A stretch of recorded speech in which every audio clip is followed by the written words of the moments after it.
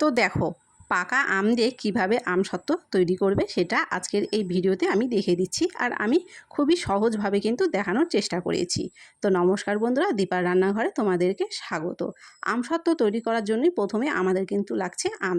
তোমার কাছে যা আম থাকবে তোমরা সেই আমই ব্যবহার করতে পারো, সেটা হতে পারে বাড়ির গাছের বা কেনা। তো দেখো আমি এখানে কিছু নিজের বাড়ির গাছের আম নিয়েছি, আর যেহেতু আমগুলো খুবই পাকা সেই জন্য প্রথমে আমি এই আমের শাঁসগুলোকে হাত দিয়ে এইভাবে চেপে চেপে বের করে নিচ্ছি। আর তোমরা চাইলে একটু মিক্সি জারে আমটাকে দিয়ে ঘুরিয়ে নিতে পারো। তো আমি একদমই একটা মিক্সি জারে দিইনি, শুধুমাত্র আমের শাঁসটাকে বের করে নিলাম। তারপরে যেহেতু মিষ্টি আমসত্ত্ব করব সেই জন্য এখানে কিন্তু পর্যাপ্ত পরিমাণে চিনি দিয়ে নিলাম। তোমরা যদি একটু ঝাল ঝাল খেতে চাও তাহলে এর মধ্যে সামান্য পরিমাণ চিনি, লবণ আর লঙ্কা দিয়ে আমসত্ত্বটা বানিয়ে নিতে পারো। তারপরে দেখো এখানে আমসত্ত্বটা 20 থেকে 25 মিনিট টাইম নিয়ে আমি কিন্তু খুব ভালো করে জাল করে নিয়েছি। আর জালটা একটু বেশি করে নিলে দেখবে সেই আমসত্ত্ব কিন্তু খেতে খুবই সুস্বাদু হয়। 20 থেকে 25 মিনিট পরে আমি আমসত্ত্বটা নামিয়ে নিয়েছি, আর এখানে থালাতে তেল দিয়ে দেখো খুব ভালো করে আমি সেট করে দিচ্ছি। যেহেতু এখানে একটা থালাতে হবে না সেই জন্য এখানে আমি দুটো থালাতে সেট করে নিয়েছি। এখন এটাকে আমি রোদে দিয়ে শুকিয়ে নেব। তো দেখো এখানে আমি কিন্তু 3 দিন রোদে দিয়েছিলাম। 3 দিন রোদে দেওয়ার পরে আমসত্ত্বর এই অবস্থা। তো আমসত্ত্ব কিন্তু আজকে আমি আর থালা থেকে তুলছি না, থালাতেই আছে। এইরকম অবস্থায় আমি কেটে তোমাদেরকে দেখিয়ে দিচ্ছি।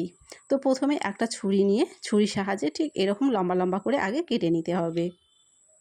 আর তোমরা যদি এভাবে কেটে না নিয়ে একবারে তুলতে চাও সেই ক্ষেত্রে কিন্তু তোমরা একবারে তুলে নিতেই পারো।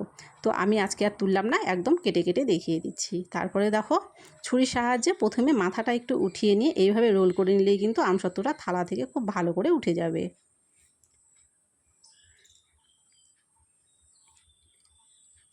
ঠিক সেই একই রকমভাবে কিন্তু আমি সবগুলো আমসত্ত্ব এখানে প্রথমে উঠিয়ে নিচ্ছি।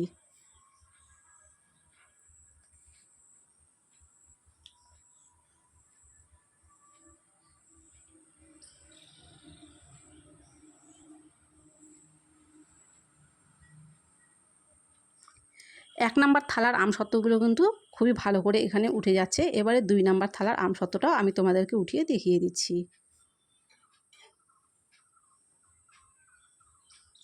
তো দেখো এখানে কিন্তু 2 নাম্বার থালার আমসত্ত্বগুলো একদম পারফেক্টভাবে তৈরি হয়ে গেছে, একদমই কিন্তু থালার সাথে লেগে যায়নি।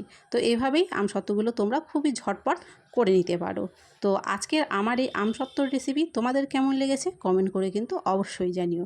আর যদি ভালো লেগে থাকে অবশ্যই একটা লাইক করে দিও, ভিডিওটাকে শেয়ার করে দিও, চ্যানেলটিকে সাবস্ক্রাইব করে পাশে থাকা বেলটিকে অবশ্যই প্রেস করে দিও। তো তৈরি হয়ে গেল ঝটপট আজকের আমসত্ত্ব।